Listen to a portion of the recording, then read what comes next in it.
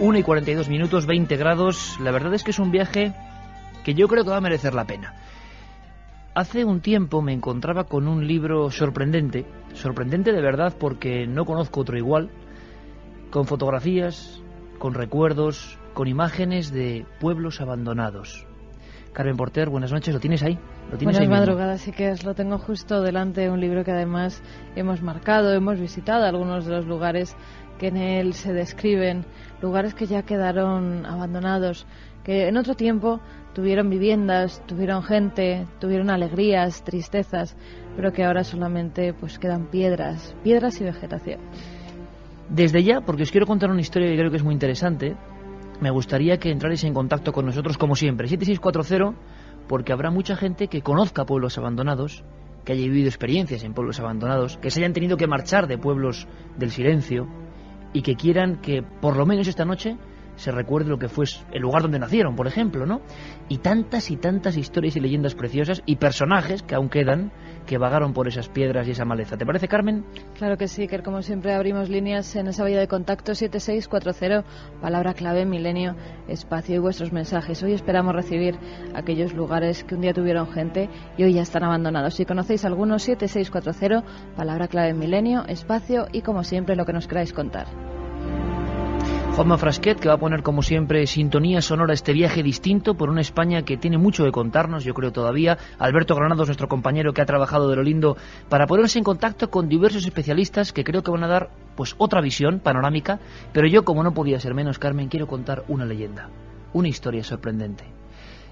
Bueno, sería un poco hereje no dejar que la contase primero el profesor de la Universidad de Alcalá de Henares, José Manuel Pedrosa, que hizo un trabajo excepcional que se llamaba Héroes, Santos, Moros y Brujas. Se refería solo a la provincia de Burgos y hacía una especie de anexo, o tenía un guiño, para un lugar que de verdad merece la pena que sea recordado.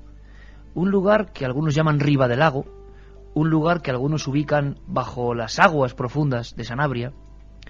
Bueno, que nos lo cuente el profesor Pedrosa. Es francamente interesante.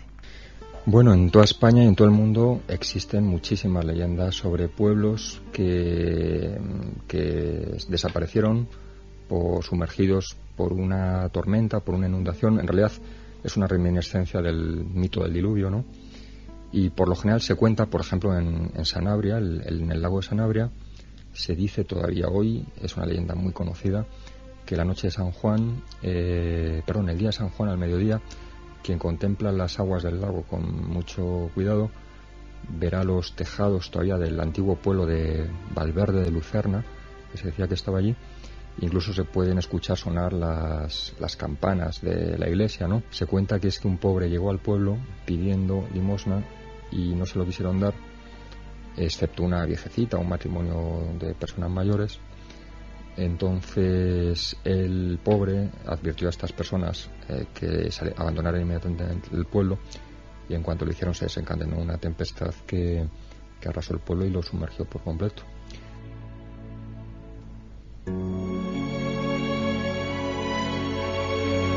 Milenio 3, Iker Jiménez, en la SER.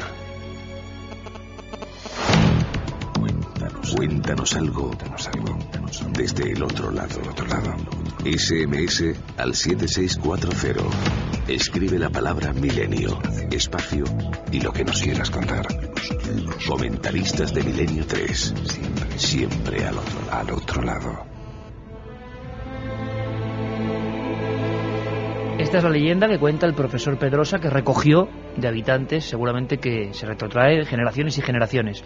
Pero recientemente, nuestro buen amigo, investigador Antonio Luis Moyano, anduvo por esa región, hizo un reportaje para Enigmas y supo de la versión del final de ese peregrino. Y ya veréis a veces qué cosas más raras tiene la historia y la sincronicidad, y a veces qué tragedias. Escuchamos a Antonio Luis. Solamente una niña pues le dio un trozo de pan, y aquel peregrino, enojado pues con la poca generosidad de sus habitantes, se acercó hasta la plaza central del pueblo. Allí clavó su bastón y abrió una grieta de la que emergió una ola gigantesca que inundó el pueblo. Esa es la leyenda que bueno, pues sugiere cómo se creó ese lago tan bello que es el lago que bordea el pueblo de Ribadelago Viejo. Ribadelago Viejo sería un punto en el camino, uno de los cientos que se pueden recorrer. Hoy haremos una breve selección. Pero fijaos lo que os decía. A veces la leyenda, que estaba perpetuada en ese pueblo y no en otro durante muchísimos años, resulta que se convierte en tenebrosa realidad, hay que decirlo así, porque en el año 59 ocurrió algo. Solamente una niña pues le dio un trozo de pan, y aquel peregrino, enojado pues con la poca generosidad de sus habitantes, se acercó hasta la plaza central del pueblo. Allí clavó su bastón y abrió una grieta de la que emergió una ola gigantesca que inundó el pueblo. Esa es la leyenda que sugiere cómo se creó ese lago tan bello que es el lago que bordea el pueblo de Ribadelago Viejo. Era Antonio Luis, evidentemente repitiendo la misma historia, porque se ha quedado muy impresionado con lo que ocurrió, y es que se rompió lo que era una presa de agua, y la antigua historia de un peregrino que se contaba allí se convirtió en realidad además que motivó incluso, y esto forma parte de la historia más oscura, que grupos de investigadores, grupos de personas que estaban convencidas de que las tragedias y el misterio tienen cierta relación, fuesen allí a hacer extraños experimentos. Allí, al borde del lugar donde decían que se veía los tejados de este lugar, Ribadelago Viejo, que hay un Ribadelago nuevo, que la gente no confunda y se cree que estoy hablando del Ribadelago de ahora, que por supuesto tiene una vida muy feliz y absolutamente normal. Antonio Luis siguió indagando. Esto es lo que pasó en los años 80, después de esa tragedia, que si no me equivoco fueron más de 100 personas las que perdieron la vida. Evidentemente muchas personas ancianas recordaban la antigua leyenda. Casualidades del destino, evidentemente. Durante los años 80 pues eran muchos los grupos de jóvenes aficionados pues al espiritismo y a la práctica de la Ouija, que por las noches de San Juan pues peregrinaban hasta las zonas colindantes de Ribadelago y realizaban determinadas prácticas y intentaban pues poner los oídos para escuchar esa famosa campana que asegura la leyenda pues puede oírse esos días, ¿no? Leyenda, misterio, tradición, pero hay una tragedia real, una tragedia que Antonio Luis iba recogiendo paso a paso y que se refleja monolito a monolito. En muchos otros pueblos que vamos a recorrer también las hubo. Se habla de epidemias, se habla de la leyenda de las hormigas que dejaron un pueblo totalmente deshabitado, se habla de la dureza de algunos lugares que obligaron a la gente a prácticamente con los muebles a la espalda ir a otro lugar, pues cercano a otras carreteras. Se habla de lugares con un arte maravilloso que ha quedado a la intemperie, como museos abiertos, de fauces abiertas, que uno puede recorrer hoy en día si se desvía de ciertos caminos. Pero en Ribadelago, motivo de esa leyenda concreta, el recuerdo es bastante funesto. El recuerdo sigue ahí, sigue en forma de piedra, en forma de muesca en el camino que nuestro compañero vio con sus propios ojos. De las 144 víctimas solo se llegaron a recuperar 28 cadáveres. Esto quiere decir que el resto de cuerpos todavía están bajo las aguas. De hecho, es curioso para el visitante que pasea por las calles desoladas de Ribadelago Viejo, pues encontrar pequeños hitos o monolitos a modo de sepultura que recuerdan la memoria de esas víctimas cuyos cuerpos pues no se llegaron a recuperar. En definitiva, cada pueblo abandonado tiene su historia, la suya propia, y muchos amigos de Milenio que están ya escribiendo, porque imagino que algunas se legendarizan en exceso y se acaban convirtiendo en historias que no tienen nada que ver con la verdad, y otras son verdades que superan cualquier ficción, como suele pasar. Sí, hay muchos mensajes además de gente que ha visto cómo se despoblaban algunos de esos pueblos, de esas localidades. Gustavo de Burgos, por ejemplo, dice: hola chicos, la provincia de Burgos es un auténtico cementerio de pueblos abandonados, zona de Peña Amaya, Cañón del Ebro, etcétera. Un abrazo. Entre Alcudia de Beo y Algimia de Almohacid, en Castellón, están las ruinas de un pueblo que desapareció en la guerra llamado El Jinquer, nos informa Alberto. Somos de Olivella, al lado tenemos Jafra, fue abandonado por una peste. ¿Sabéis algo más de Jafra? Hola, ¿qué tal? ¿Sabéis algo de Vilanova de Sau, el pueblo hundido por el pantano de Sau en Barcelona? Mi madre nació allí. Saludos desde Gerona. Bueno, pues podéis colaborar en esta investigación en vivo, en este recuerdo en vivo, porque tenemos a los dos amigos autores de Pueblos Abandonados, lo publicó Susaeta, y los tenemos ahí con nosotros, Carmen. Se trata de Pilar Alonso y Alberto Gil, que publicaron este libro, esta guía, que de verdad es para llevarla allá donde vayamos, cuando vayamos por España, y recorrer no solo las ciudades, que son muy bonitas y que están habitadas, sino también los antiguos pueblos que ya quedaron abandonados. Se subtitula Más de 70 aldeas fantasmas escogidas por su belleza, su entorno y su fuerza evocadora. Pues vamos a tener una hora para hablar con ellos. Pilar, Alberto, bienvenidos, buenas noches. Hola, buenas noches. Buenas noches. Oye, primero, ¿cómo surge la idea de hacer un libro de pueblos abandonados? Yo creo que es el primero, igual me equivoco, que yo lo compré, me acuerdo, en una feria del libro hace unos años, entusiasmado, diciendo, bueno, ¿a quién se le puede ocurrir hacer una guía tan aparentemente a desmano, pero que luego puede ser tan atractiva? ¿Por qué surgió la idea?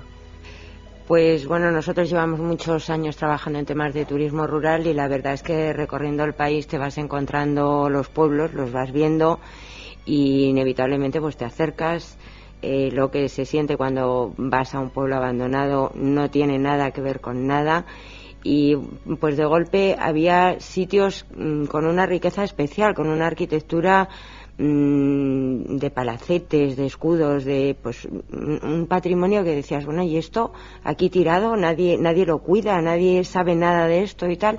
Y bueno, pues la verdad es que nos fuimos emocionando con lo de los pueblos abandonados y nos pareció que merecía la pena hacer el esfuerzo. Pues os aseguro que esa emoción se traslada, porque es importante también, porque la gente puede pensar, bueno, el ignorante desde luego, pensará pueblo abandonado, cúmulo de rocas, y no sabe la historia, lo que puede latir todavía ahí en el sentido de bueno, sensaciones, porque hay lugares donde las escuelas parece que están recién abandonadas, hay sitios, vamos a recordar muchos y la gente nos va a ayudar a recordar, donde parece, ¿verdad, Alberto, que la gente se fue antes de ayer, aunque hayan pasado muchos años, ¿no? Yo creo que lo que más impresiona en los pueblos abandonados es el silencio. El silencio.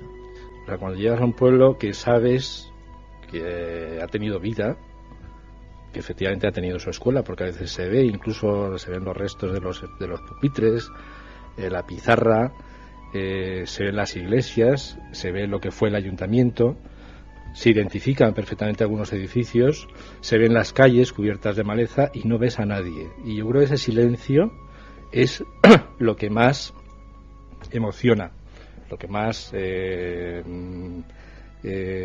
deja, vamos, en ese momento con la sensación de que ahí hay que hacer un trabajo de indagación, es decir, algo hay que rescatar de ahí, ¿no? Algo que permita pues saber cómo fue aquello, quiénes vivieron allí, cómo vivían, por qué se quedó abandonado, todo eso, ¿no? ¿Hubo un primer pueblo? ¿Hubo alguno que os encendiese el chip, un primer encuentro con un pueblo abandonado que dijera, bueno, pues hay que empezar a indagar, ¿no? ¿Alguno que os llamara especialmente la atención? ¿Recordáis alguno pues por su fisionomía?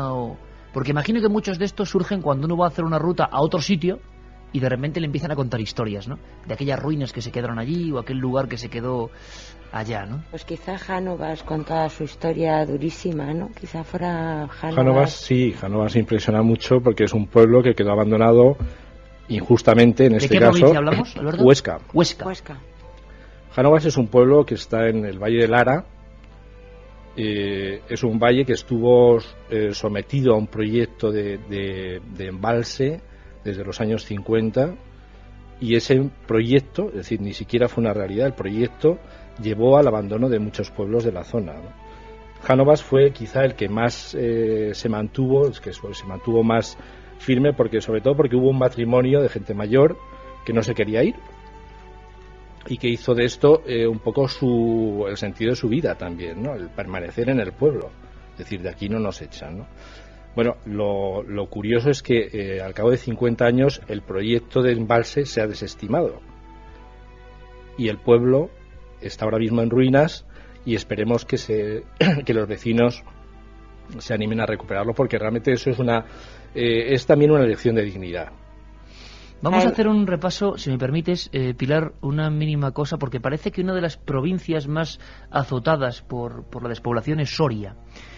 Y tenemos una compañera, Loli Escribano, de la cadena SER en Soria, que nos quería recordar algunos datos interesantes y que además tienen que ver con el misterio. La escuchamos. La provincia de Soria cuenta con 513 pueblos, más de 100 están abandonados y otro centenar apenas tiene 1 o 2 habitantes. De hecho, la población soriana no pasa de los 90.000 habitantes, lo que hace que la densidad sea de 9 habitantes por kilómetro cuadrado. Con este panorama no es difícil imaginar que a diario no se vea un alma por algunas calles, unas calles que en esos pueblos abandonados o casi deshabitados desprenden cierto halo de misterio. Algunos pueblos abandonados hace años siguen todavía intactos, como si sus vecinos hubieran hecho las maletas recientemente. Uno de esos casos es el despoblado de Bea. Así lo relata la exdirectora del Archivo Provincial de Soria, Pía Senén. Pero solo se puede ir en burro. Y actualmente es un camino de caballerizas o subiendo andando por la cuesta para arriba se tardan unas 2 horas y media en llegar a Bea. Y claro, como los vecinos no podían sacar absolutamente nada de Bea, lo que pasó es que se quedaron todo el mobiliario. La sensación cuando uno entra en el pueblo actualmente es que anteayer vivía gente. Y entonces es siniestro, bueno, por ejemplo, ver las casas con las camas, todavía de ellas muchas con mantas. Se conservan reliquias tan tenebrosas como un ataúd de uso común. El ataúd de Bea, que se encuentra en la iglesia, que cuando se realizaban los entierros, se transportaba el cadáver, iba de la casa a la iglesia en ataúd y de la iglesia al cementerio también, pero luego, como era un pueblo muy muy pobre, el ataúd había que recuperarlo. Y actualmente ese ataúd todavía seguía, por lo menos la última vez que yo subí a Bea, estaba conservado en la iglesia, en el coro de la iglesia, que era el ataúd común de todo el pueblo. Aunque la mayoría de los despoblados sorianos quedaron sin gente en los 50 o los 60, en Soria todos conocemos la leyenda del fantasma de Masegoso, un despoblado desde el siglo XVIII en el que se respira un ambiente esotérico y fantasmagórico. Cuenta la leyenda que una anciana, la rica del pueblo, y su nieto inventaron la existencia de un fantasma en el torreón del pueblo para evitar que la joven a la que amaba se casara con otro. Fue descubierto por su rival, al que mató. Inmediatamente fue detenido y Pía Senén nos desvela el final de esta historia. Y entonces lo cogen preso y en su venganza envenena la fuente del pueblo. Y todos los que beben agua de Masegoso se envenenan. Y sigue existiendo la leyenda de que quien bebe agua de la fuente de Masegoso muere envenenado. La muerte por agua envenenada durante una boda, para explicar los despoblados, suele ser un tema muy recurrente en Soria. Así sucede con Badorrey, donde únicamente se salvó una niña, a quien incluso se le llegó a dedicar una pequeña estatua. Respecto a la extinción de Fuente el Fresno, se dice que hubo una boda e invitaron a todos los vecinos, menos a una anciana, quien como venganza les envenenó durante el convite. No quedó nadie. El periodista e investigador Ángel Almazán nos cuenta otro caso, lo sucedido en el despoblado de Lérida. Y cuenta la leyenda que, bueno, desapareció, fue abandonado porque hubo una invasión enorme de hormigas, hormigas o termitas, habría que pensar, quizá. Y entonces los 3 últimos habitantes, pues, que hubo allí, pues fallecieron al intentar llegar a la calzada romana que va, como hemos dicho, a Tiermes, ¿no? ¿Alguien se atreve a visitar alguno de estos despoblados? Misterios resueltos. Ahora en tu kiosco las respuestas científicas a los grandes enigmas de la humanidad. Vida extraterrestre, Drácula, el Santo Grial. Una colección de DVD avalada por la prestigiosa BBC. Primera entrega, El Triángulo de las Bermudas y la Atlántida, el continente perdido, por solo 3,95 euros. Misterios resueltos. Ya en tu kiosco. Milenio 3. Cadena Ser. Con Iker Jiménez y todo su equipo.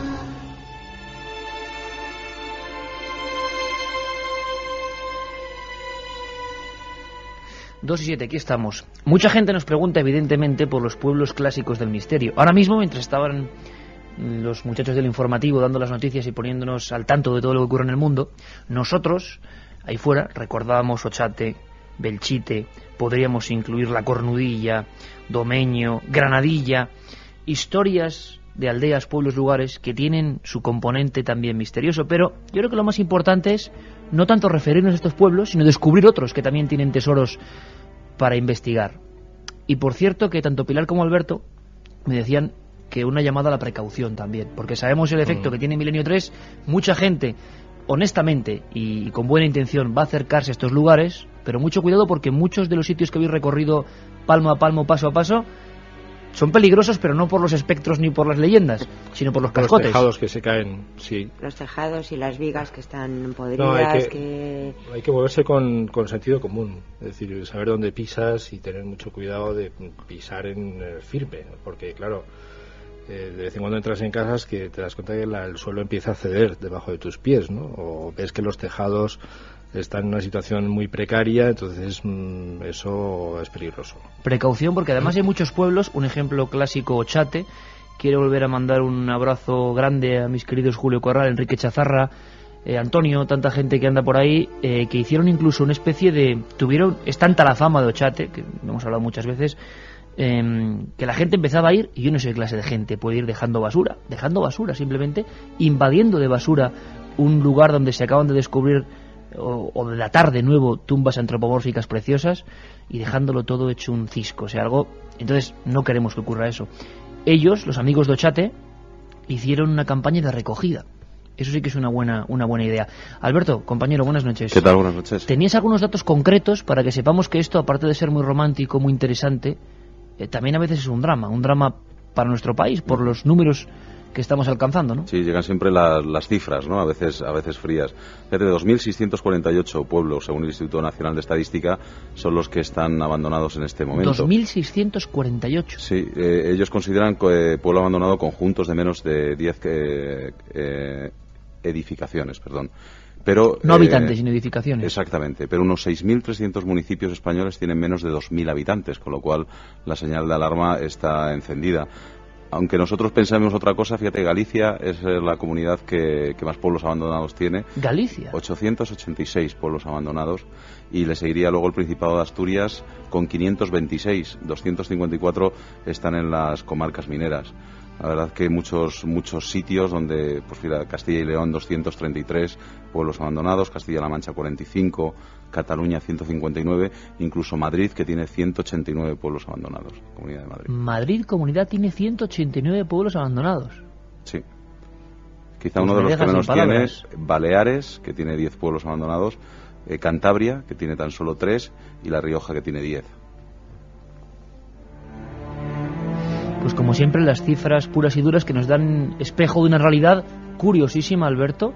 Carmen, ¿qué están preguntando para hacer un sondeo a la gente a estas horas? Vamos con mensaje del 7640, ya sabéis, palabra clave, milenio, espacio y como siempre lo que nos queráis contar. Hola, soy Javi de Zamora, aquí tenemos Otero de Sariegos, está completamente vacío. He visitado muchos en Huesca, me impresiona ver las lápidas pensando cómo vivieron hace 50 años los que yacen allí. Da mucha pena ver los pueblos deshabitados. ¿Qué sabéis de Lagunilla de Jubera, en La Rioja, un pueblo bajo una montaña? En las tierras mágicas... Lagunilla de Jubera. ¿Tenéis alguna noticia sobre este lugar? No, de ese en concreto no. Pues hay que apuntar rápidamente. Voy a Pilar que ya esté tomando nota, porque aquí lo que va a ocurrir es que va a surgir el tema para otro libro, pero seguro 100%. Seguro 100%. En las tierras mágicas del norte de Soria hay multitud de pueblos abandonados. Soy ciclista y al pasar por algunos, Matute impresiona y se te pone la carne de gallina. En la zona de Teruel, yendo a Calamocha, está el pueblo del Colladico. Sugiero que lo visiten. Cerca de Campollo, en Liébana, Cantabria, existe un pueblo en el cual se dice que su último habitante se colgó de un árbol. En la provincia de Ciudad Real está Villacenteno, pueblo abandonado. En 1 kilómetro solo quedan ruinas y su iglesia. Buenas madrugadas, muy cerquita de Potes existe un pueblo pequeño que se llama Arguébanes. Solo hay una escuela abandonada. Guardia es un pueblo fantasma que hay en Huesca, donde quien ha estado dice que se oyen voces y se ven sombras. ¿Qué sabéis de esto?, nos preguntan Juan y Paula. Una lástima que derrumbaran el antiguo pueblo de Domeño en Valencia. Se decía además que sucedían fenómenos paranormales. Felicidades por el programa. En ese sentido, Domeño era uno de los clásicos también, ¿no? Sí. Porque hay muchos lugares que no se pueden escapar a su leyenda. ¿Y habéis intentado indagar en alguna de estas leyendas? ¿En por qué? Hablábamos antes de Ochate o de alguno de estos pueblos. Leyendas de pueblos que desaparecieron por plagas, por epidemias, por lo que sea. ¿Os habéis encontrado también que los habitantes hablaban de eso? No, la verdad es que no, francamente. Hemos sido bastante más... hemos ido en una actitud más científica, diría, con la intención de saber cuáles fueron las causas objetivas. Es decir, y las causas objetivas a veces eran tan sencillas como que son pueblos mal comunicados, o sea, donde la gente vivía muy aislada y eran en unas circunstancias muy duras, o de repente pues dependían de una fuente y esa fuente se secaba, que también sucedía, o dependían de los pastos y de repente pues había una explotación, hacían una gran operación de forestal y los pastos desaparecían. Entonces, hombre, generalmente Generalmente, y eso quizás es lo más dramático, se trata de causas perfectamente controlables, ¿no? En grandes operaciones tipo embalses o repoblaciones forestales o pérdidas de recursos que serían fáciles de evitar. Me contabais que en época como estamos viviendo ahora, de más sequía habitualmente, en muchos de los pantanos ya se empieza a ver lo que es el esqueleto de muchos de estos pueblos y surgen de nuevo las habladurías de qué fue este pueblo, cuál fue otro. Hay casos especialmente sangrantes a este respecto, ¿no?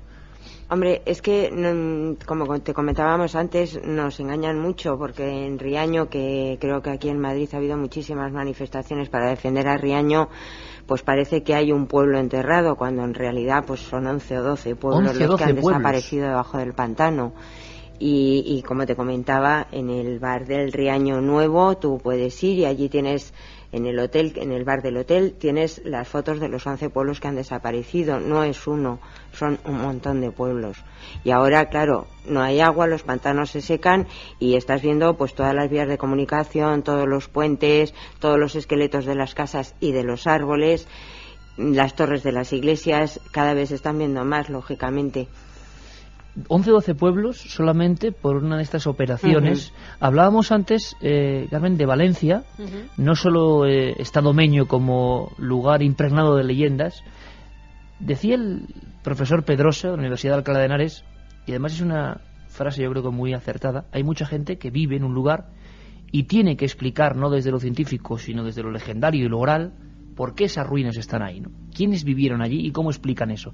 Y de ahí surgen un montón de historias que vais a escuchar que son preciosas. Alguna, por ejemplo, de la boda que sale mal y un reptil se esconde entre la comida y entonces mueren todos los habitantes. Ese tipo de cosas se cuentan de generación en generación y vamos a ver cómo todavía hoy, en pleno siglo XXI, se siguen creyendo en algunos lugares.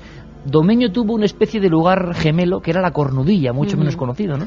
Efectivamente, hacia 1950 los habitantes de la valenciana localidad de la Cornudilla decidieron poner pies en Polvorosa y abandonar aquel lugar donde desde hacía meses decían que se venían produciendo fenómenos extraños. A lo largo y ancho de la localidad los vecinos comenzaron a observar sombras fantasmales, decían que oían gritos aterradores y los animales parecían también querer escapar de aquel horror. Pero los fenómenos más espeluznantes parecían provenir de la Casa del Ruido, así fue como se la llamó a una pequeña vivienda. En los años 50. Efectivamente. Era una pequeña vivienda dotada de pozo que se encontraba a las afueras de esa localidad de la Cornudilla. Allí los objetos, según testimonios de algunos de los pobladores, decían que salían volando de sus lugares de origen, que se escuchaban lamentos y ruidos de cadenas que golpeaban fuertemente el suelo. Desde entonces, Iker, ya han pasado más de 50 años, la Cornudilla sigue abandonada. Ahora, claro, muy deteriorada también por esa gente que no ha respetado en ningún momento las casas que allí había y que, bueno, pudieron recoger sus enseres los habitantes que desaparecieron de allí, pero todavía dejaron algunos carros, algunas puertas que quedaban de las viviendas y todo ha quedado derruido, destrozado. Lugares se quedaron casi con el mismo aspecto. Belchite, hablábamos hace unos instantes ahí fuera, Belchite, un gran clásico, ¿no?, de estos temas, con todavía mesas, platos clavados, que luego se fueron ya deteriorando mucho más. Nos comentaba nuestra compañera en Radio Soria, Bea, con ese ataúd común todavía, es decir, un mundo que no es tan lejano como parece. También muchas veces aparece y aflora el arte, ¿verdad? Es decir, uno va a estos pueblos y por increíble que parezca, joyas dignas de estar en un museo resulta que están al aire libre, o estuvieron durante mucho tiempo, joyas arquitectónicas. Hablábamos de pequeñas iglesias, por ejemplo. ¿Me contáis alguna que os haya impresionado? Bueno, en el pueblo de Ribera, dentro del Parque Natural de Valderejo, que está en la provincia de Álava, tiene una ermita, una iglesia románica que es una preciosidad. Una ermita que tiene pinturas murales, que tiene capiteles románicos extraordinarios, y que ahora están protegidos mediante una reja que impide que la gente se lleve lo que no se debe llevar. Yo quiero, aprovechar para ya decir de paso que yo creo que un pueblo abandonado es un lugar sagrado casi, es decir, es un sitio donde la gente no debería tocar absolutamente nada, ni dejar absolutamente nada que no estuviera allí, porque quizá es la forma mejor de respetar lo que ha sido la memoria de ese pueblo, ¿no? Y entonces, hombre, este es un caso ya aparte excepcional por el valor artístico que tiene la iglesia, ¿no? Alrededor de la iglesia lo único que ves son muros caídos y cubiertos de vegetación, eso sí, en un entorno espectacular que es el de un parque natural. El parque natural. Pero bueno, pues es bastante impresionante, desde luego. Bueno, fijaos hasta qué punto lo del arte es curioso y las paradojas que ocurre con los pueblos abandonados, que preguntábamos a uno de los autores de este libro, centrado en Burgos, hizo otro libro que ya es un clásico, Los pueblos del silencio, Elías Rubio Marcos, ha hablado con el Alberto Granados, y además se lo agradecemos porque no es muy dado a conceder entrevistas, este hombre que trabaja de lo lindo pues para casi exhumar, ¿no?, joyas de la antropología antigua de Burgos. Y fijaos, es curioso porque enfrente de un lugar que no tiene nada que ver, moderno, más o menos moderno, una central, ocurre que hay un pueblo abandonado con unos frescos y unos murales impresionantes ahí. Nos cuenta la historia, este pueblo se llama Plágaro y es el que más llamó la atención de este buscador de pueblos abandonados, Elías Rubio. Yo lo que quise reflejar era la despoblación habida en la provincia de Burgos en la última mitad del siglo XX y tomé como referencia para atrás 1940 y para adelante el año 2000. Entonces, en ese medio siglo han sido 64 pueblos los que, en total, que son, la mayoría son ruinas, ¿eh? Te podría citar Plágaro que está justamente enfrente de la central nuclear de Garoña. Está lleno de arte, pero está también lleno de ruinas ya. Yo lo conocí bastante entero, ahora ya prácticamente no queda una piedra sobre piedra.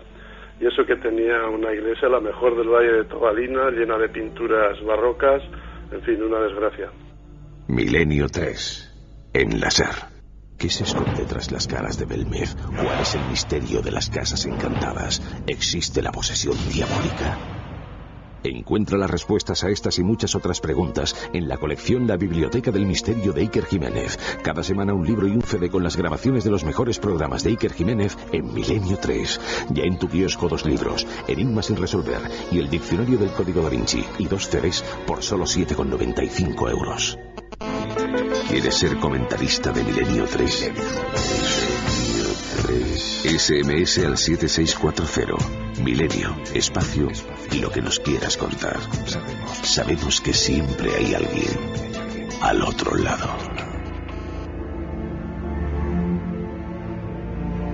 2:21, siempre en directo, Milenio 3, nuestra nave, esta vez, con todo el respeto, serpentea entre los pueblos abandonados, aldeas fantasma, que aún están y que dicen que siguen creciendo en número en algunas regiones de España. Hablamos con los autores, con Pilar y Alberto, de Pueblos Abandonados, lo editó Susaeta. Pilar, tú antes comentabas que se sentía algo muy especial, ¿no?, que para el viajero, acostumbrado como vosotros a indagar y a mostrar sitios dignos de ser visitados, imagino que el encuentro con un pueblo abandonado es diferente a todo. ¿Qué es lo que se siente cuando uno llega como viajero a uno de estos lugares donde ya aparentemente no hay nadie? Pues es difícil de explicar, pero yo creo que es un sitio donde el silencio se oye especialmente. Es un sitio que sobrecoge un poco. Y luego, bueno, pues dependiendo del momento en que vayas y lo que te pase dentro de ese pueblo, pues hombre, impresiona muchísimo estar recorriendo un pueblo abandonado y de golpe pues que haga seguramente un poco de viento y oír golpear una ventana rota, una ventana que no tiene cristal. Impresiona muchísimo, los pueblos están prácticamente expoliados. Impresiona muchísimo entrar en una iglesia románica que conserva la torre, la escalera de subir a las campanas y de golpe ver que han levantado todas las losas de las antiguas tumbas para robar, para sacar, pues supongo que pensando que se enterró a aquella gente con joyas, y ver los huesos humanos que estás pisando en el templo, ¿no? Los altares están rotos, supongo que buscando las reliquias mágicas que tenían valor. Entonces la zona de las reliquias del centro del altar, pues normalmente con picos las han roto para sacar esa urna que estaba allí. Todo eso impresiona mucho, impresiona muchísimo. No he estado nunca de noche, pero sí al atardecer, y yo no soy capaz de entrar. Lo puedo ver de lejos. Creo que una vez Alberto me engañó, entramos en uno al anochecer y yo me acerqué lo que pude, pero yo no soy capaz de acercarme por la noche. es, yo creo que muy sobrecogedor. Muy sobrecogedor. Nos acabas de hacer una crónica que nos ha puesto todos los pelos de punta, porque menuda fotografía, ¿no? También del alma humana a veces, ¿no? Arrasando hasta, sí, o sea, profanando hasta lo más sagrado, ¿no? Y dejando los pueblos en esqueleto y cada vez más, y llevándose... nos ha ocurrido en alguna ocasión, Carmen, no sé qué pueblo es porque hemos visitado unos cuantos, pero yo recuerdo una escena, no sé cuándo ni cómo ahora mismo, me ha venido la imagen escuchando a Pilar. Estábamos en un sitio, haciendo unas fotos, haciendo algo, y estaba gente llevándose trozos de piedra y de tela, se quedaban allí llevándoselas. ¿Tú te acuerdas? Es que no cabe en cabeza humana, ¿no? Pero estaba ocurriendo y además sorprendimos a aquella gente allí prácticamente haciendo ese tipo de cosas.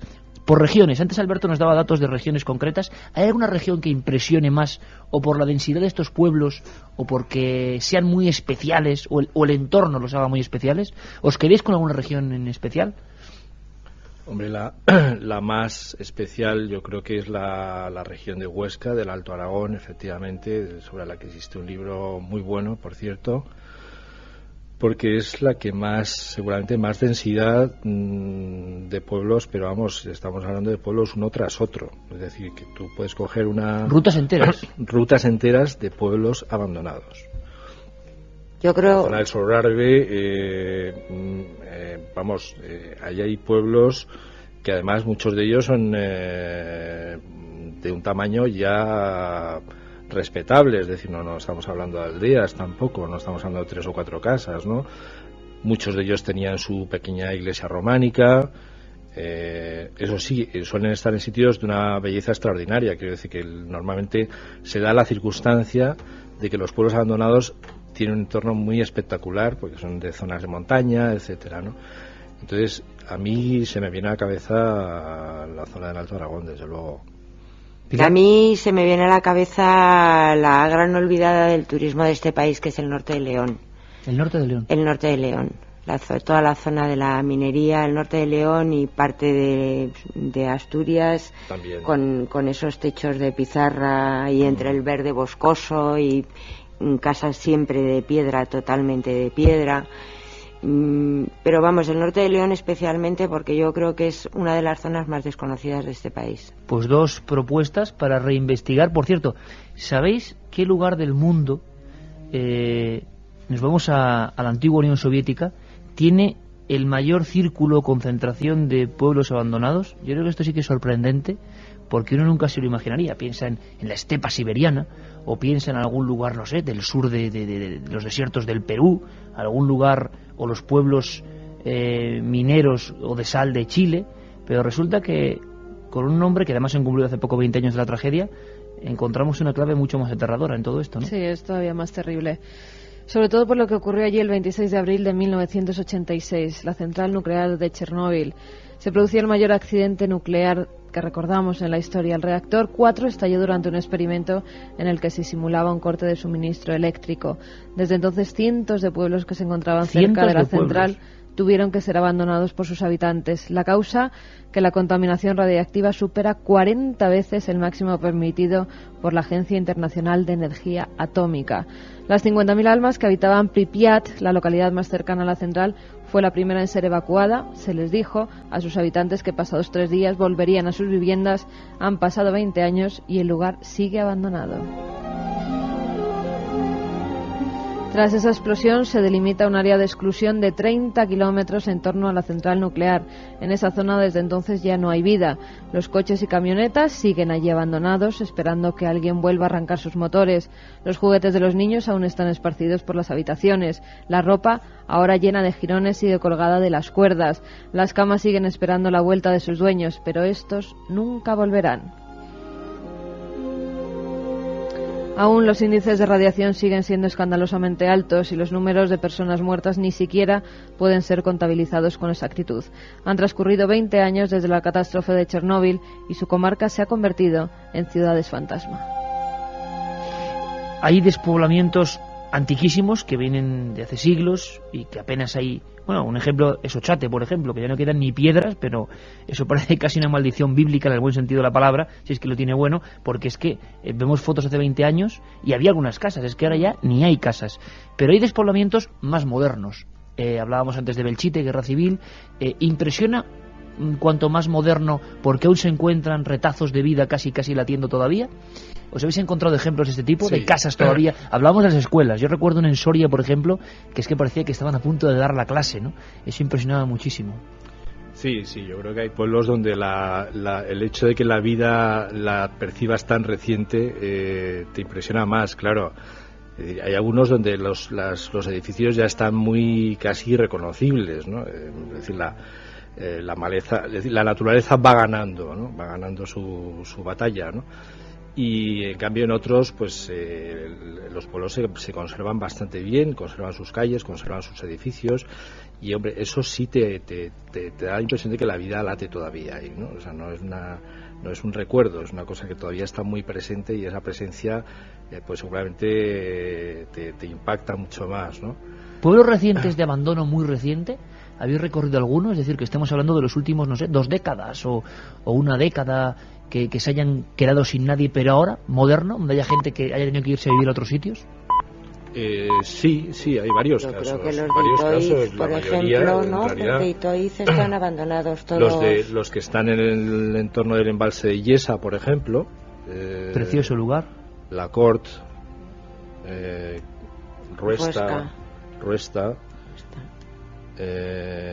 Tiermas, que es un pueblo que además tenía una zona termal, una zona termal que además cuando el embalse baja de nivel, aflora de alguna manera, incluso la gente va a tomar las aguas, no sé si porque hay un manantial que todavía aparece ahí con una temperatura distinta, pero vamos, que Tiermas, si no me equivoco, en la etimología es de agua termal, ¿no? De termas. Yo creo que la mayoría son pueblos de abandono desaparición reciente. Muy reciente. Sí. Pues mucha gente ha intentado buscar una explicación para ese abandono, y hay historias increíbles. La última que me llegó, así como quien la contaba pensaba que era absolutamente real, era en un pueblo cercano a Yécora, en La Rioja, que hablaban de una invasión de hormigas. Es decir, la explicación por un agente agresivo que ha llegado, ha arrasado ese pueblo, y entonces ya no queda nadie.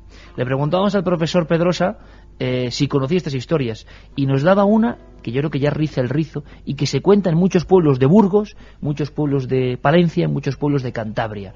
Os va a sorprender. Una historia que seguramente pues bien en verano, bien cuando vayáis a vuestros pueblos o de vuestros padres o de familiares, seguramente si preguntáis a los más ancianos, esas memorias todavía permanentes de estos lugares, os recordarán que algo pasó. ¿Sabes cómo, Carmen?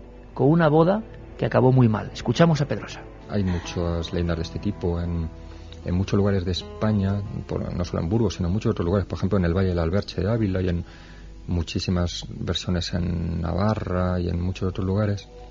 Se cuenta que había un pueblo en el que estaban todos los habitantes celebrando una boda, y una salamandra se metió en la olla donde se prepara la comida y soltó su veneno, y cuando todos comieron murieron todos envenenados. Solo sobrevivió una vieja que por no comer, por su vejez, tuvo que huir, escapó cuando vio a todo el mundo muerto, escapó a otro pueblo y lo fundó allí. Y existen, yo diría que cientos y cientos de pueblos en España. Estoy recordando ahora pueblos también de Cantabria, etcétera, que su fundadora es una vieja que fue la única superviviente de uno de estos pueblos. 2:32. Estoy viendo, he abierto este libro que también comparte protagonismo hoy con el de nuestros compañeros Pilar y Alberto, Héroes, Santos, Moros y Brujas, un trabajo solo sobre la provincia de Burgos, y en su página 58 veo una imagen de principios de siglo de una hilandera enlutada en negros ropajes, mirando sonriente, ¿no?, ante la cámara fotográfica. Es una escena tremenda, y ahí empieza la parte de este libro que habla de pueblos que desaparecieron de un día para otro. Y los informantes son de diversas localidades, y fijaos cómo argumentan. Dicen: el pueblo que desapareció por la peste. Hay varios casos, evidentemente.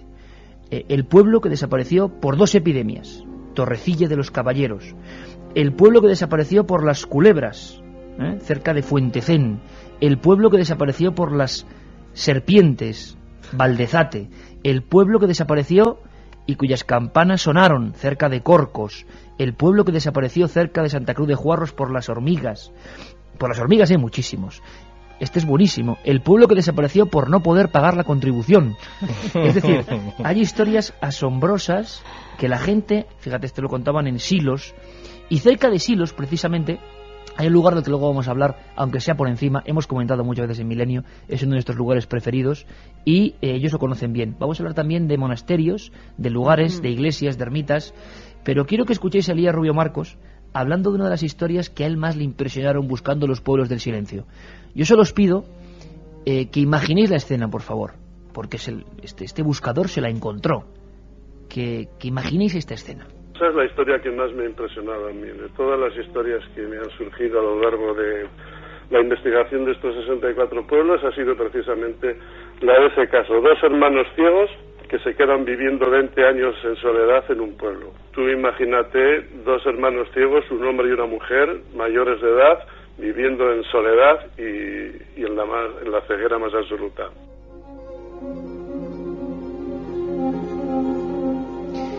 ¿Os imagináis? 2 hermanos ciegos, pero esto es historia real, que se quedan en un pueblo abandonado. Yo estoy recordando ahora, ¿te acuerdas de la Horcajada en las Urdes? Que solo estaba habitado por una señora. Por una señora que era un manantial de sabiduría, que te hablaba del pájaro de la muerte, del duende de ladrillar, del macho lanú, de la chancalaera, del pelo jáncano, del tío del unto. Claro, conocía todos los saberes que yo me imaginé.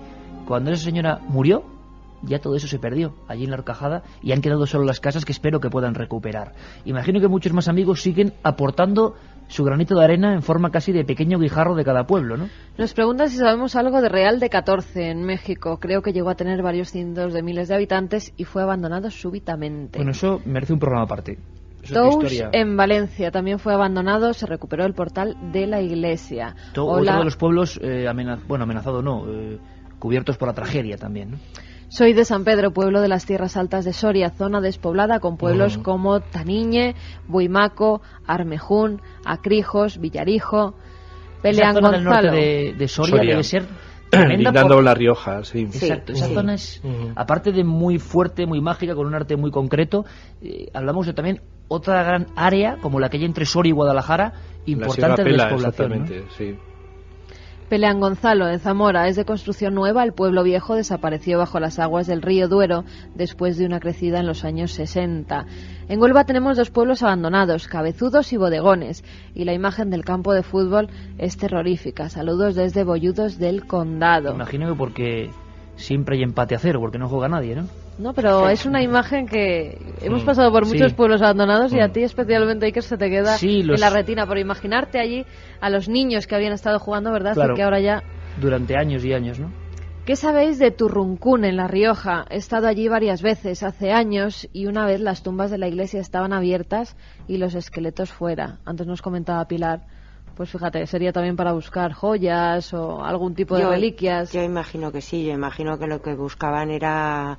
Hombre, antes la gente se la vestía cuando se le enterraba, ¿no? Y entonces yo imagino que lo que buscaban eran joyas. También me estoy imaginando a la persona que está profanando un pueblo abandonado buscando unas joyas, y es que me queda un poco... Porque precisamente mañana hablamos... Abandonado o no abandonado. Sí, da igual. La persona que profana tanto... Pero encima abandonado es como una cosa que dices, caramba, ¿no? Que falta de... mañana hablamos de profanaciones que había en diversas partes de España, y esto parece que más que ritos de gente más o menos enloquecida, tiene que ver con eso, con el uso monetario, ¿no?, de lo que iban a encontrar. La misma historia del mendigo se cuenta en el lago de Isoba. Aquí en León hay demasiados pueblos desaparecidos, entre otros motivos por pantanos. Hola, soy Javier Zamora. Hay otro pueblo llamado Argusino, fue cogido por el embalse de Almendra. Allí hacen una romería en honor a las gentes que allí vivieron. Hola, ¿se podría repoblar un pueblo abandonado? Gracias y un abrazo de Pepe desde Barcelona. Aquí hay un tema interesante, ¿no? Porque parece que hay algunos pueblos abandonados que están teniendo como una segunda vida, los más afortunados, ¿no? Sí. Un turismo nuevo. Hay una cierta tendencia a la recuperación. Esa puede venir o bien por los descendientes de los pobladores, de los vecinos originales, de sus hijos, de sus nietos, o por gente que tiene un poco esa fobia a la ciudad, a la vida en la ciudad, y dice, bueno, vamos a vivir en un sitio realmente apartado. Y bueno, un pueblo abandonado es, digamos, ya es el extremo, ¿no? El extremo opuesto a la vida urbana. Hombre, el problema ahí, en mi opinión, es que puedes recuperar el pueblo, pero tienes que recuperar todo lo que hay alrededor también. Es decir, Un pueblo son muchas cosas, no es solamente los edificios y las calles, es todo un término municipal, son los pastos, son los bosques y todo eso. También es importante que renazca, ¿no? Porque cuando un pueblo se abandona, pues abandona una parte del territorio, no solamente en unas calles, ¿no? Entonces ahí sí podría haber un movimiento interesante de recuperación, desde luego. Sí, gente que huye del estrés cotidiano de las ciudades y que está repoblando algunos pueblos, sí. Pero claro, a veces se encuentran como demasiado aislados, ¿no? Porque están en una casa que tampoco tienen los servicios mínimos imprescindibles, pero bueno, por lo menos que haya movimientos de ese tipo son cuestiones bastante interesantes para volver la vida por ejemplo en Álava, cerca de Vitoria, hay muchos pueblos completamente abandonados que ahora uno los ve y bueno, hay gente, ¿no? También nos escriben desde Marruecos. Soail nos dice que es un apasionado del mundo del misterio y que en Marruecos existen muchos pueblos abandonados. Curioso. Ya que la mayoría están cerca de ríos y allí hay una creencia de que los fantasmas, los djinns, salen del agua y muchos habitantes abandonaron sus pueblos por culpa de estas apariciones. Bueno, pues un saludo a toda la gente de Marruecos, que además sabemos bien. Quiero mandar un saludo muy afectuoso porque, ya hace un poco de fresquito, pero me contaba un buen amigo que trabaja aquí en un restaurante en Madrid, que es que se juntan a veces decenas y decenas de amigos con la radio sintonizando la cadena SER en playas de Marruecos. Sí. Mandamos un abrazo muy grande, muy grande. Buenas madrugadas. Que dos personas solas e invidentes vivan solas en un pueblo solitario creo que supera cualquier fenómeno, nos dice Javi desde Viladecans. De novela. En el pantano de Alarcón, bajo sus aguas, está Gascas, que ahora se ve su cementerio. No les dejaron sacar a sus muertos antes de inundarlo, nos dice José Ángel. Hay un pueblo entre Albacete y Cuenca llamado Teatinos, abandonado por los fusilamientos en la guerra. Hola chicos, escribo desde Lanzarote y aquí el volcán cubrió varios pueblos de lava y bajo ella nunca se sabrá la gente que murió. Mucha suerte desde Canarias, nos dice Sara. La famosa explosión, ¿no? Precioso Lanzarote, por otra parte. Soy Elías de Aigal, Cáceres, y a 10 kilómetros se encuentra el pueblo de Granadilla, donde se produjeron terribles torturas como la de la gota. Bueno, Granadilla, que es un lugar de visita obligada. Aquí abro una concesión a lo extraño que hace esta guía de pueblos abandonados. Sin duda tiene que ser, yo creo, habría que hacer un ranking. Yo creo que Ochate ahora mismo gana por goleada en cuanto a ranking de pueblos con misterio. Belchite andaría cerca. Sí. Granadilla es más desconocido, pero tiene una cantidad de leyendas, de historias que están por contar interesantísimas. Y muy cerca de Granadilla, quien vaya por la zona de las Urdes se va a encontrar varios Río Malo de arriba, impresionante, y Cavaloria, que es un lugar abandonado que de verdad merece la pena. Las fotografías de vuestro libro es que son espectaculares, muchas de ellas parece que nos llevan allí. Y habláis de Ochate, le dais una pincelada a Ochate, y a mí me hizo, evidentemente, no os voy a engañar, cuando yo cogí vuestro libro, enseguida miré Ochate, lo primero que miré fue Ochate, y ya, lógicamente, pues dabais buena cuenta de los misterios que se cuentan de ese lugar. Ajá. Elías Rubio Marcos, que hizo Los Pueblos del Silencio, también tuvo que pasar por Ochate, evidentemente, y nos contaba esto. Recuerdo uno que además creo que es famoso ya en toda España, se llama Ochate, en el condado de Treviño, del que se dice que desapareció por una epidemia. No se sabe bien si de la gripe del 18 o una de tifus o de cólera, pero sí fue por esa época, hacia 1920. Bueno, en este pueblo los amigos de la ufología, de las cosas paranormales, pues han hecho de él un lugar de peregrinación. Milenio 3, Iker Jiménez, en la SER. ¿Qué se esconde tras las caras de Belmez? ¿Cuál es el misterio de las casas encantadas? ¿Existe la posesión diabólica? Encuentra las respuestas a estas y muchas otras preguntas en la colección La Biblioteca del Misterio de Iker Jiménez. Cada semana un libro y un CD con las grabaciones de los mejores programas de Iker Jiménez en Milenio 3. Ya en tu kiosco 2 libros, Enigmas sin resolver y el diccionario del Código Da Vinci, y 2 CDs por solo 7,95 €. Milenio 3. Cadena SER.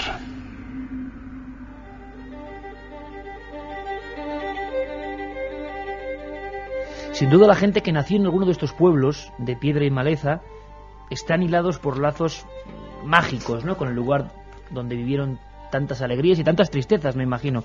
Muchos de ellos, separarse de ese pueblo pues ha sido una especie de trauma que no han olvidado.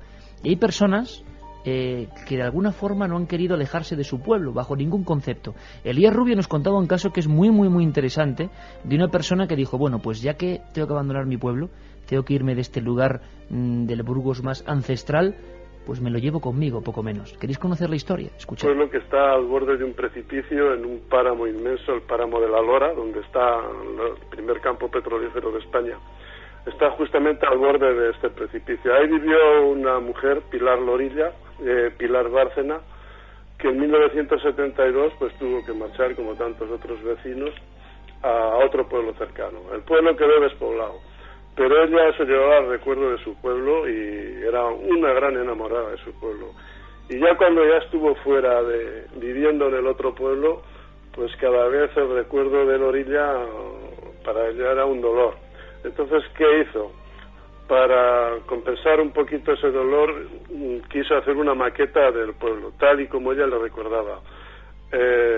Construyó todas las casas, la iglesia, el horno, todos los componentes del pueblo, los construyó con polvo y cascotes y escombros de cada casa del pueblo.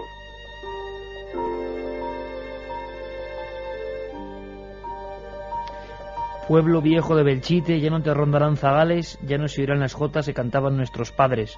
Una inscripción ya clásica de uno de los pueblos sin duda más impresionantes que existen en nuestra geografía y que se quedó, o lo dejaron más o menos así, como ejemplo de lo que nunca tenía que ocurrir. Alberto Gil y Pilar Alonso, pues yo quiero que me contéis vuestro pueblo que se ha quedado como una imagen grabada, ¿no? Antes Pilar ha sido muy gráfica, ¿no?, al contar la impresión, y nos ha producido a todos la misma, de ese abandono en todos los sentidos, ¿no? Pero si me tenéis que elegir uno donde, no sé si pasar la noche, Pilar, no sé si pasar la noche, no. pero por lo menos hacer parada, inspección e investigación, que merezca mucho la pena, o que os impresiona a vosotros. Hay pueblos que te impresionan por razones distintas. Yo, hombre, si tuviera que quedarme con una imagen visual, hay dos que me gustaron, me impresionaron positivamente.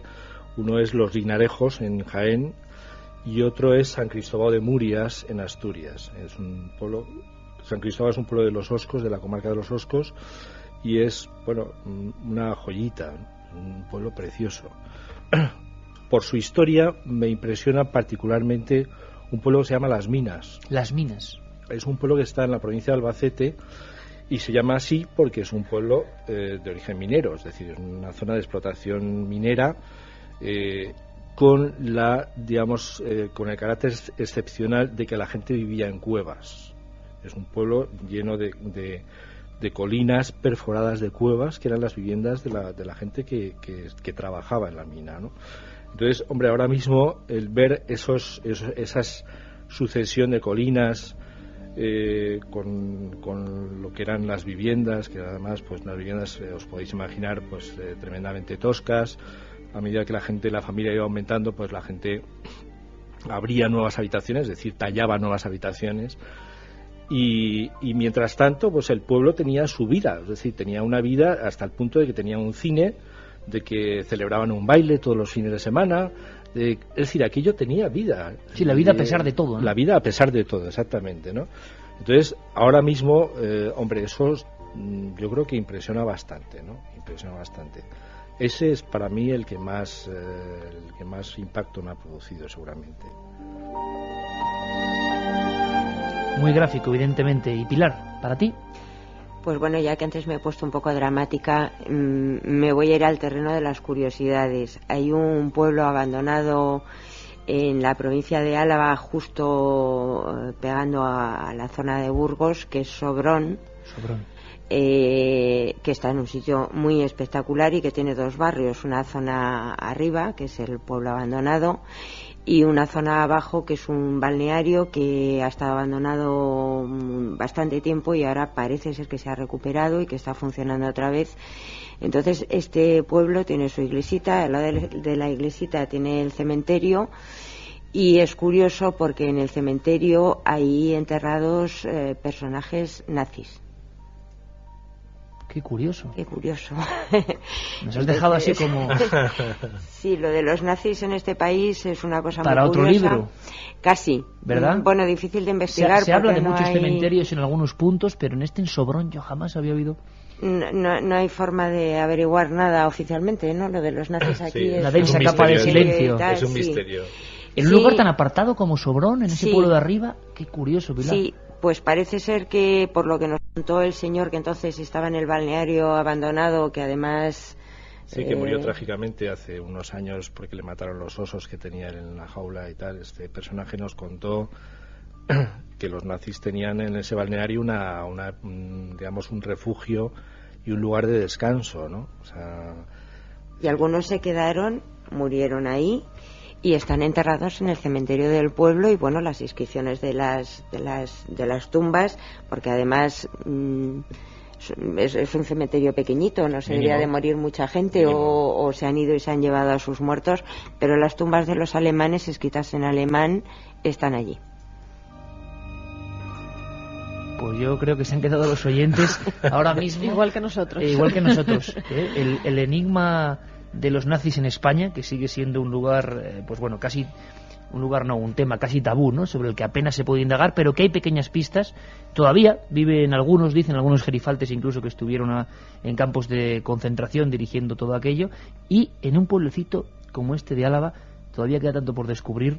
El profesor Pedrosa nos comentaba que en el fondo todo esto, esta crónica, este libro de pueblos abandonados, los trabajos que ellos han hecho, es la voz de un mundo que desaparece, que un mundo que se pierde prácticamente en el tiempo de Internet, de lo digital. Esto ya no tiene sentido, pero está ahí, y estoy seguro que podemos captar sensaciones, historias, reencontrarnos con cosas como la sorpresa que ahora acaba de dar Pilar, que son muy muy interesantes y que pueden dar, pues, no solo para un libro, sino para muchas aventuras. El profesor Pedrosa hablaba de esa voz que ya se apaga, desgraciadamente. Que ya esta tradición oral patrimonial de antes pues ya está en las últimas. Ahora viene un mundo nuevo, el mundo que representa las leyendas urbanas, etcétera, el mundo de Internet, etcétera, y estos últimos rescoldos de una tradición que se mantuvo casi igual desde la antigüedad hasta la posguerra española, digamos, pues ya ha recibido el golpe de muerte y vive solo ya en la mente de los más viejos, y por muy poco tiempo ya. Y yo creo que por eso hay que hacer libros como estos, hay que recuperar esa memoria, y precisamente a veces, como nos han contado Pilar y Alberto, es una imagen, ¿no? Ese cementerio, o esas cuevas, o esa visión al atardecer de los lugares profanados, lo que se queda el viajero y el que nos traslada sus emociones. A Pedrosa también le preguntamos, evidentemente, José Manuel Pedrosa, por una escena, y fijaos qué curioso, no nos habló de un pueblo en sí, sino de unas simples piedras, o nada simples, porque eran un arco que tenía su importancia en su época, y cómo los lugareños, entre malezas, casi con una película de aventura, te van guiando hacia joyas perdidas por completo, de las que seguro que hay que aprender y hablar. Pedrosa nos lo cuenta así. Recuerdo un puente romano absolutamente cubierto por la maleza en la zona de Prioro, en León, al lado del pueblo de Villacorta, que era impresionante. Me lo vi porque los campesinos de allí me lo enseñaron. Hubo que apartar la maleza para ver esa joya y me maravilló. Recuerdo también un monasterio abandonado, también cubierto por la maleza totalmente, muy cerca del pueblo de Urueña, en la provincia de Valladolid, que también me daba una sensación de muerte, de abandono extraordinaria. Monasterios cubiertos de maleza en España. En otro país yo creo que sería prácticamente una herejía, y los tendríamos por lo menos para visitar, ¿no? Para admirar. Me contabais antes, fuera de micrófono, que el asunto de los monasterios, de las iglesias, de las ermitas, es otro campo a explorar maravilloso y con muchas sorpresas, ¿no? Pues sí, porque en este país tuvimos un fenómeno que fue la desamortización de Mendizábal, que produjo el abandono de muchísimos monasterios. Algunos de ellos se recuperaron con el tiempo, algunos recientemente, otros se han convertido pues incluso en hospederías, etcétera. Es decir, ha habido una nueva utilidad para muchos de esos edificios, pero muchísimos de ellos están en la ruina más absoluta, ¿no? Y algunos son verdaderamente espectaculares. Es decir, que tú puedes acercarte a sitios donde los claustros pues todavía te dan una imagen muy clara de la importancia que tuvieron esos monasterios, con sus dependencias, con iglesias también de cierta entidad, y todo eso pues vas viendo que también va sucumbiendo a la vegetación, ¿no? Y hombre, también por una parte está claro que es un patrimonio que se pierde, por otra pues bueno, pues es parte del paisaje. Yo creo que ya hay que aceptarlo casi como parte del paisaje. Y aquí sí os pido también, alguno que se haya impactado especialmente, iglesia, monasterio, lugar que creéis que merece uno de estos reportajes o fichas o ser parte de un libro futuro, si es que existe este libro, que digas, oye, merece la pena. Antes hablábamos, por ejemplo, de San Pedro de Arlanza, ¿no? Como uno de los grandes clásicos. Sí, ese ya, gracias a Dios, se está recuperando, lo están volviendo a renovar, están restaurando lo que eran los capiteles que mucha gente se llevó, también las grandes naves, por lo menos está haciendo algo, aunque hay una ermita justamente arriba de San Pedro de Arlanza, que es así, que se está quedando destruida, las piedras están cayendo y tiene símbolos muy interesantes grabados en esas piedras. La sensación esa de venir de Covarrubias, lugar histórico, girar la carretera y ver aquellos pilares grandísimos. Ahí también hay mucha leyenda de que si se quemó, si hubo asesinatos, lógicamente la gente intenta interpretar. ¿Y te acuerdas de aquella zona que era como ajedrezada entre los pilares, que se pueden ver? Si uno va en la última vez que fuimos había verjas y no se podía ver, pero una ocasión anterior pudimos entrar. ¿Y qué contaba la leyenda? Que era la partida que jugaban el diablo contra un jinete, un templario, si no recuerdo mal. Y sí, ahí sigue ese ajedrezado que se ha podido rescatar, se ha podido restaurar además, y que le están haciendo una gran labor. ¿Una iglesia, un monasterio, un lugar de estos que dices de visita obligada?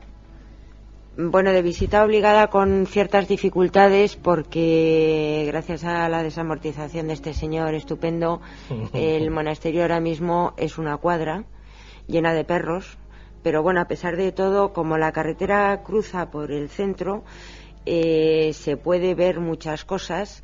Está muy cerca de Castrojeriz, en el Camino de Santiago, y era el único hospital del Camino de Santiago donde se curaba esa enfermedad maldita de la Edad Media que se llamaba el fuego de San Antón.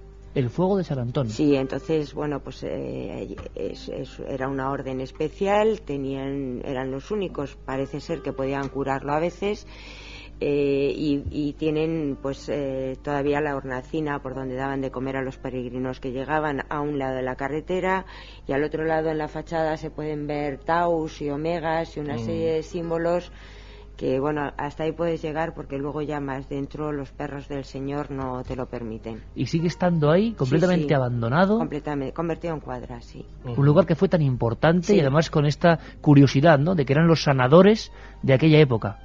En definitiva, que hay mucho por recorrer, mucho por descubrir, que esto en realidad fue una idea genial, yo así lo veo, este libro que editó Susaeta, Pueblos Abandonados, pero que simplemente con lo que nos está escribiendo hoy la gente se podrían hacer varios libros para recuperar esta memoria, ¿no? Quizá lo más interesante es eso, que la gente no se olvide del todo de estos lugares, ¿no? Como conclusión, podríamos decir que es importante que hayan resucitado en el papel y en la fotografía, ¿no? Hombre, hay mucho por hacer. Yo creo que ese libro es un primer paso, para nosotros también lo ha sido, y nos han quedado muchas ganas de seguir dando pasos en esa dirección, porque hay muchísimo de qué hablar, ¿no? Y hay muchas historias, en realidad cada pueblo es una historia.